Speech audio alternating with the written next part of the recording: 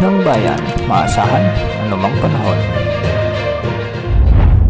Magandang oras po sa ating lahat. Narito ang update ukol sa binabantayan nating si Bagyong Carina at ng habagat. Lumakas pa si Bagyong Carina at ngayon ay isa ng ganap na super typhoon habang papalapit sa northern part ng Taiwan. Huli itong namataan ng Pag-asa sa layong 395 kilometers hilaga ng Itbay at Batanes. Taglay ang lakas ng hangin na umaabot sa 185 kilometers per hour at pagbugsong umaabot sa 230 kilometers per hour. Ito ay kumikilos ng hilagang kanluran sa bilis na 20 kilometers per hour. Pinag-iingat po natin ang ating mga kababayan sa Taiwan na maging alerto sa nagbabantang kalamidad at isa sa pinakamalakas na bagyong nabuo ngayong 2024 sa Pacific region. Sa ngayon, nakataas pa rin ang signal number 2 sa Batanes, signal number 1 naman sa northern parts ng Ilocos Norte, northern parts ng Cagayan kasama na ang Babuyan Islands. Sa ngayon, mabagyong panahon pa rin ang aasahan sa Batanes kaya posible pa rin ang malalakas hanggang sa matitinding pag-ulan sa nasabing lalawigan. Maulan na minsay may pagbugso ng hangin naman ang mararanasan sa hilagang bahagi ng Cagayan, kabilang ang Babuyan Islands at ang hilagang bahagi ng Ilocos Norte, dulot pa rin ng Bagyong Carina. Samantala dahil naman sa habagat maraming lugar ang lubog ngayon sa baha, kabilang ang Metro Manila at Bataan. Pinag-iingat po natin ang ating mga kababayan dyan dahil posible pa rin magpatuloy ang mga pag-ulan hanggang sa mga susunod na oras.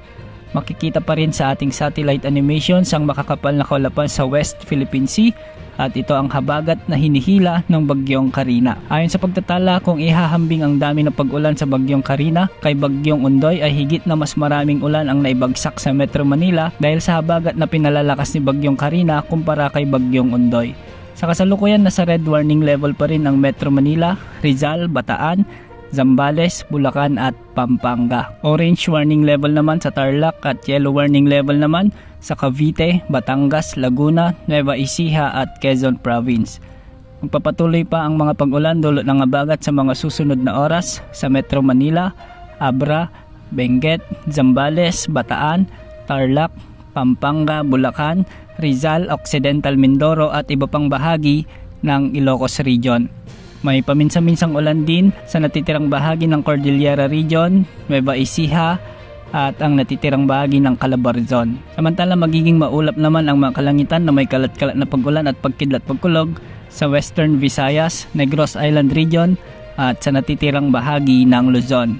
Bukas may mga inaasahang pag-ulan pa rin dahil sa habagat lalo na sa Ilocos Region, Cordillera Administrative Region, Nueva Vizcaya, Quirino, ang silangang bahagi ng Isabela, Central Luzon, Metro Manila, Calabarzon, Mimaropa, Bicol Region, Western Visayas, Negros Occidental at Northern Samar. At pagsapit ng Biyernes, may mga kalat-kalat na pag-ulan pa ring mararanasan sa Ilocos Region, Cordillera Region, Nueva Vizcaya, Quirino, silangang bahagi ng Isabela, Central Luzon, Metro Manila, Calabarzon, Mimaropa, Bicol Region at Western Visayas. At dahil pa rin ito sa habagat na patuloy na hinihila ni Bagyong Carina. Samantala ay sa muling potensyal na sama ng panahon ang namomonitor na mabubuo sa silangan ng bansa sa mga susunod na araw. Sa ngayon ay mababa pang tsansa nitong maging bagyo, ngunit patuloy natin itong babantayan sa mga susunod na araw. Yan ang update sa lagay ng panahon. Mag-ingat at maging alerto po tayong lahat. Ito po ang weather update ng bayan, maasahan anumang panahon.